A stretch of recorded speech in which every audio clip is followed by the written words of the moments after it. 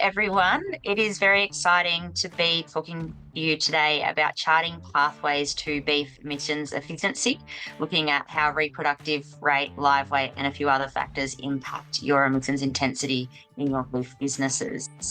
I'm Tanisha Shields. I'm a consultant with a small consulting firm called Agrista, based in southern New South Wales. If you had asked me 3 years ago if I saw myself sitting here today talking to you about beef emissions efficiency or anything carbon or climate related, I would have said absolutely no way. Carbon world seemed like such a fast moving beast that I really didn't understand. And when I think of the carbon world, it reminds me of this oh so glorious day. As you can see here, we were still feeding livestock. This is in early 2020. So it was at the very end of a quite long, harsh, dry spell on the hay plains. So we had a small amount of green feed available, but not enough yet to justify finishing feeding the livestock. Of course, at the end of every drought, it rains, and we found ourselves bogged many a time, just like the photo here on the screen. Other than the really long walk back to the house this day, I often reflect on this day with the lens of managing change and uncertainty. We found ourselves quite literally stuck when trying to do the right thing to navigate the end of the drought. This is quite similar to what I think about when I think of the carbon world and my role in this space. It can be quite easy to just feel really bogged and confused and want to put your head in the sand and say that it's all way too hard and confusing. But just like the rain, it is here, it is an opportunity for us to grab and run with, and it's something that we can take control of and better understand. And that is why I am involved and particularly passionate about the carbon world and the relationship between emissions and also productivity and profitability on your farm businesses. I would also like to note that I'm hoping that through this presentation today, I will be able to give you some tips, tricks, and tools that you can go home and implement in your business that are slightly more useful than the shovel that's pictured on the screen here was to us on this day. The reason why we're having this conversation has many facets. There are supply chain regulations and supply chain concerns coming in the carbon world, but also there's the impact that the increase in variability that we're seeing in climatic conditions has on farm profitability. I think it's important to note that it matters to us as producers for more than one reason. Increasing temperatures are increasing the variability of what was already a highly variable climate experienced across Australia. In response to this, we're seeing impacts on farm profitability, and this is largely seen particularly in lower rainfall areas. As you can see by the red areas on the map on screen, there's up to 100% reductions in farm profit being seen over the last 20 to 25 years, just in relation to the impact that these changes in conditions are having. That's why it's really important for us to start thinking about this carbon and climate world through a different lens, and that is farm productivity and profitability. The first step in this whole process is to complete a carbon account. Basically, a carbon account just calculates how many tonnes of carbon dioxide equivalent are emitted by your businesses or your enterprise's activities. So how many tonnes of carbon are you emitting by undertaking business in your agricultural enterprise? In order to work that out, we need to collect a range of activity data about your farm business. Basically, what we do is we ask you about the kilos of herbicide that you're putting in, the kilos of fertiliser, how many livestock you have, how heavy they are. What that activity data is used for is it is multiplied by an emissions factor.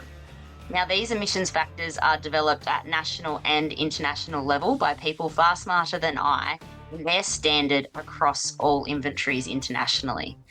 These emissions factors are used to correlate the activity data, so the kilograms of inputs that you're putting into your system or your farm business, into tonnes of carbon dioxide equivalent that are emitted by your business's activities. An example of this process is shown on the screen. So here is an example if I was to purchase a 700 kilo bull into my farm business. The emissions factor that is set by the international and national inventories is 11.7 kilos of carbon dioxide equivalent per kilo of live weight for that bull purchased. So effectively, carbon account for that activity that I've completed in my business is 8,900 8,190 kilos of carbon dioxide equivalents being emitted by purchasing that bull into my business. Now, we need to complete that for every single activity that occurs within your business within a year. But luckily, there's an app for that, and that's what programs like Ruminati are really useful for. They correlate all of your farm inputs and activity data with these emissions factors that are set by the inventories to give you your carbon account, or the total amount of carbon dioxide equivalents that are emitted by your business in a year. As you can probably assume, there is a lot of data that is required, and the quality of this data is really important to consider. So what we need in order to complete your carbon account for your business is your livestock numbers by class, by season, or by month if you want a higher level of data accuracy within the carbon account. We also need to know how heavy they are in each month or in each season of the year, and how fast they're growing. The next level of information that we require from you is how many livestock you purchase within a year, so that we can assign the relevant emissions factors to that activity. And we also need to know how many you're selling and how heavy they are when they're selling, so we can get a gauge of how many kilos of product you're producing in your business within a given year. We also need to know your seasonal lambing and calving rates in order to calculate your carbon account. If you're a wool producer, we need to know how much wool you're producing and the yield of that wool in the year. And then we need some general information about your inputs, so your fertilizer, your diesel, your electricity, any supplementary feed that's going into the system. Also, if there's tree plantings on your farm, you can add this in as well, and that will be taken off your carbon account to give you your net farm emissions. To better help picture this in my presentation today, I've put an example herd through the Ruminati platform. So this is an example emissions report for a 650 cow herd. 650 cow herd has an 85% weaning rate, 2% mortality, and a 0.5 kilos per day average daily gain over the year. What we can see is once we put all of the input data that I showed you on the previous slide into the Ruminati platform, we get a report that tells us our net farm emissions in tonnes of carbon dioxide equivalents for the year. Now, in this business, we're emitting 2,866 tonnes of carbon dioxide equivalent for the year. When I present that to you, you'll be, okay, yep, that's a number. Is it big? Is it small? What does it really mean? So to break that down into some more real life terms, what we worked out is that 650 cow herd in 1 year is emitting the same amount of carbon dioxide equivalents as 1,243 return car trips from Sydney to Perth, 242 return flights from Sydney to London for 2 people, or 161 typical Australian households. So that starts to put some context and some relativity around, well, what does my 650 cow business look like in comparison to some other daily activities that we might do? So for the same carbon footprint, I can drive my car from Sydney to Perth 1,243 times. And that's why we're starting to have this conversation around, well, how can I improve the efficiency of the emissions profile in my beef business? If we further break that down and look at, well, what is making up the emissions profile of this beef business, we can break it down into Scope 1, Scope 2, and Scope 3 emissions. Basically, Scope 1 emissions, which are the largest piece of the pie there on the screen, are the direct emissions. So those emissions result from the direct activity that you're undertaking on your farm. Basically, that is the owning, the breeding, the managing, and the growing of the cattle. There's also some Scope 1 emissions generated by the interactions of fertilizers with soils and things like that, but basically your Scope 1 emissions are emissions that directly result from activity that you're doing on farm. The next type of emissions are Scope 2 emissions, which you will see in this example are actually 0. The reason why Scope 2 emissions in this example are 0 is because our Scope 2 emissions are our electricity. And in this business, we have 100% of our electricity sourced from renewables, which means we have no Scope 2 emissions. Typically, we don't expect the Scope 2 emissions to be a large component of this pie for a beef breeding business. The final type of emissions here on the screen is our Scope 3 emissions. So our Scope 3 emissions are emissions that are not directly associated with activities that are undertaken on your farm, they're generally pre-farm emissions. So they're the emissions that are incurred by purchasing livestock, purchasing fertilizer, or purchasing herbicide. Or they can also be post-farm emissions. So they're emissions that occur further down the supply chain. In this example, our Scope 3 emissions are only a very small part of this pie, and that's because in this beef breeding business, which is self-replacing, Scope 3 emissions are really largely associated with the annual purchase of bulls. There aren't many other inputs going into this system. So what we expect to see in a beef breeding business is that around 90% of our emissions will be Scope 1s. To further then understand, well, what is driving this high level of emissions or this level of emissions in our beef business, what makes up our Scope 1 emissions? There are three gases or three types of gases that make up our Scope 1 emissions in this example, and they are carbon dioxide, methane, and nitrous oxide. As you can see by the chart on the screen, the dark green component of the pie chart is methane.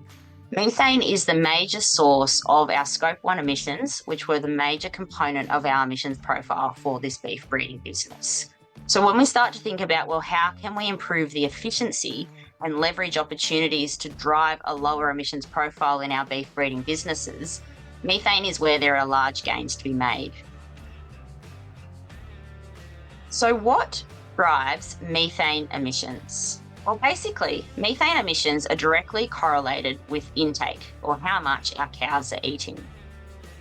Intake, which is how much they need to eat in a day, is influenced by their reproductive status, so whether they're pregnant, lactating, or empty, how big they are, whether they're a 400 kilo, 500 kilo, or 600 kilo cow, growth rate, so how fast these livestock are growing, feed quality, so how high is the digestibility of the pastures and the supplements that they're consuming.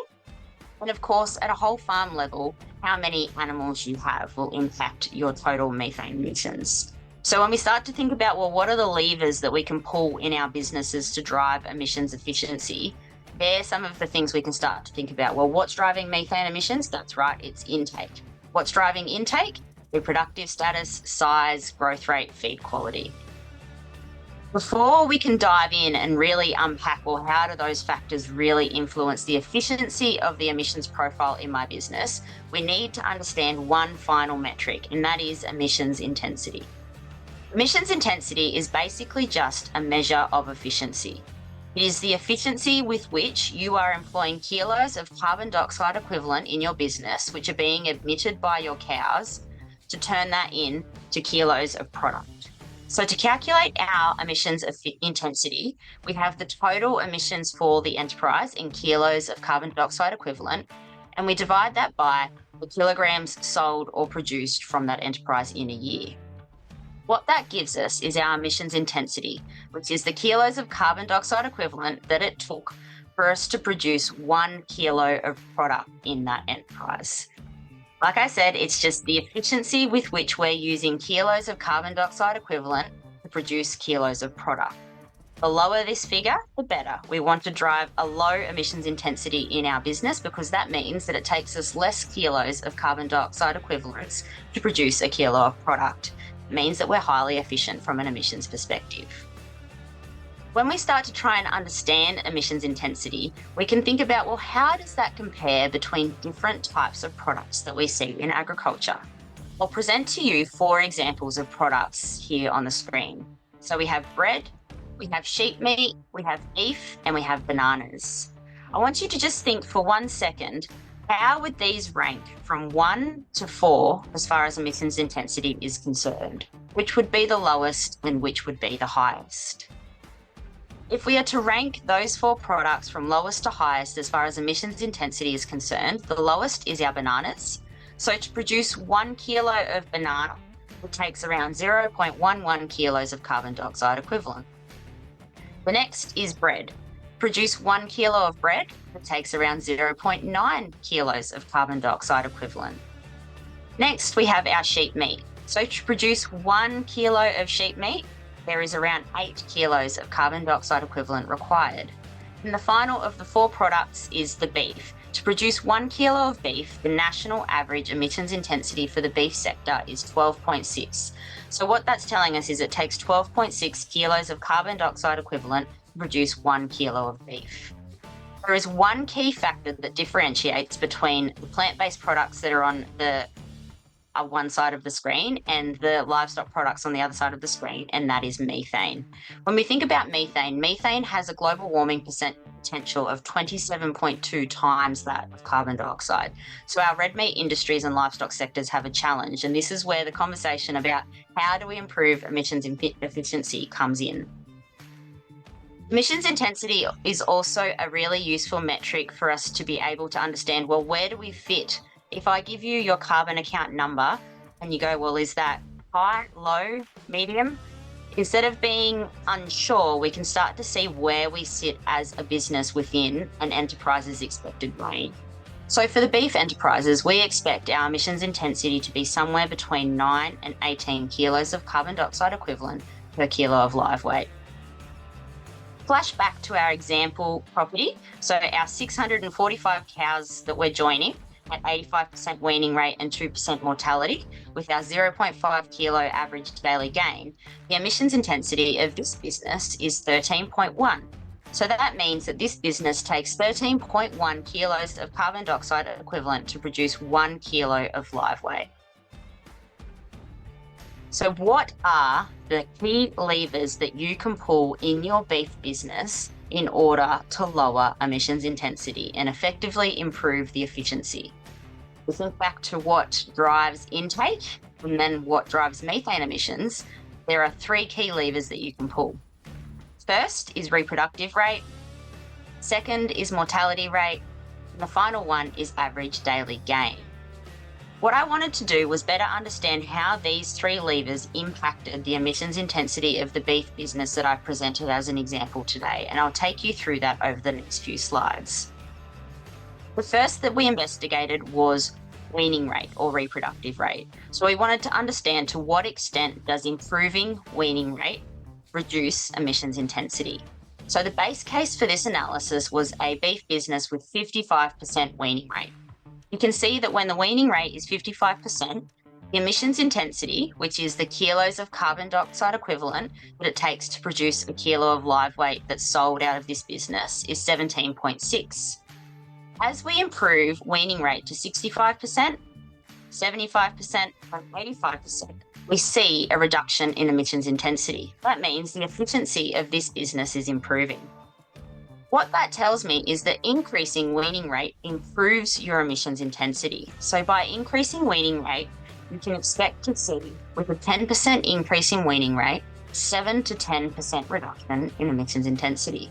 So that means that just by getting better and in producing more calves for every cow that you're joining in your business, you can expect to see a 7 to 10% reduction in your emissions intensity. The next lever that we're focusing on pulling is mortality rate. So to what extent does improving the mortality and reducing the mortalities that are occurring in your business improve the emissions intensity of your beef business? Base case was mortality rate at 5%. So you can see that when mortality rate is 5% in this business, we have a 15 kilos of carbon per kilo of live weight sold. So the emissions intensity is 15. As we improve mortality rate to 4%, 3%, and then down to 2%, we see a similar pattern to what we saw on the reproductive rate slide. We can conclude that reducing mortality also improves emissions intensity, and that for every 1% reduction in mortality rate, we can expect to see a 3% reduction in emissions intensity in this example. The final lever left to pull was annual average daily gain. So once again, we have our emissions intensity on the vertical axis and then our average daily gain on the horizontal axis on the screen. Base case is a business with just over 0.2 kilograms per day annual average daily gain. By increasing this to 0.3, 0.4, and finally 0.5, we'd see a very similar pattern as what we've seen with the last 2 levers, that an improvement in growth rate improves the emissions intensity for your beef business. With every 0.1 kilo per day increase in average daily gain, we've seen a 5 to 7% reduction in emissions intensity. So there we have 3 key levers that you can pull in your beef business right now to improve the emissions efficiency of your business. If you think to the intake and methane slide that I presented earlier, there's one other lever that we haven't explored just yet in this example, and that is cow size. So if we think about our smaller cow, so this might be a 400 kilo cow, if that was to then increase to 450 kilos, what we see is for every 50 kilo increase in the mature weight of the cow, there is an increase of your emissions in your business by 3%. So that just shows you the relationship between cow size, reproductive rate, average daily gain, and mortality rate in your emissions profile for your business. The final component of the analysis was to understand, well, how do these 3 levers influence emissions intensity in northern and southern herds, and how do these compare? So what I did was I analysed how reducing mortality by 3% reduced the emissions intensity in a northern herd and a southern herd. And what you see is in the northern herd, reducing mortality by 3% reduced emissions intensity by 9%. This is slightly higher than what we saw in the southern herd, where we had a reduction in emissions intensity by 7%.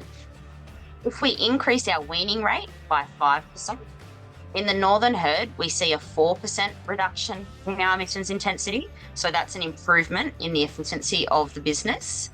In the southern herd, increasing the weaning rate by 5% had a slightly less influential result by reducing the emissions intensity by 2%. The final lever was growth rate. So if we increase the growth rate of our steers by 0.2 kilos per head per day, in the northern herd, we see the biggest response out of all 3 levers, which is an 11% reduction in emissions intensity.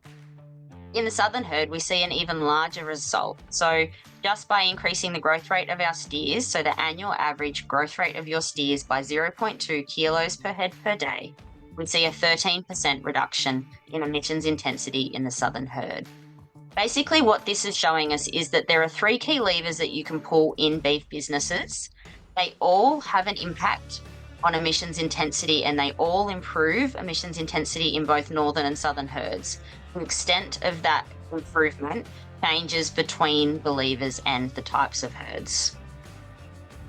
So to recap those 3 key levers that you can focus on in your business today to improve the emissions intensity and the efficiency of your beef business, they are reproductive rate, mortality rate, and average daily. Finally, as a farm profit and performance consultant, I definitely couldn't help myself but start to understand, well, how does this translate through to profitability? What we found was when you lined up the profitability of these beef businesses from low to high, and you also ranked their emissions intensity from low to high, we found that the lowest profit businesses often had highest emissions intensity. So when we line that up the other way, the highest profit businesses had the lowest emissions intensity. So what does that tell you? It's a bit of a win-win. By improving the profitability or improving the emissions intensity of your business, we're seeing a correlation between the most profitable businesses having the lowest emissions intensity.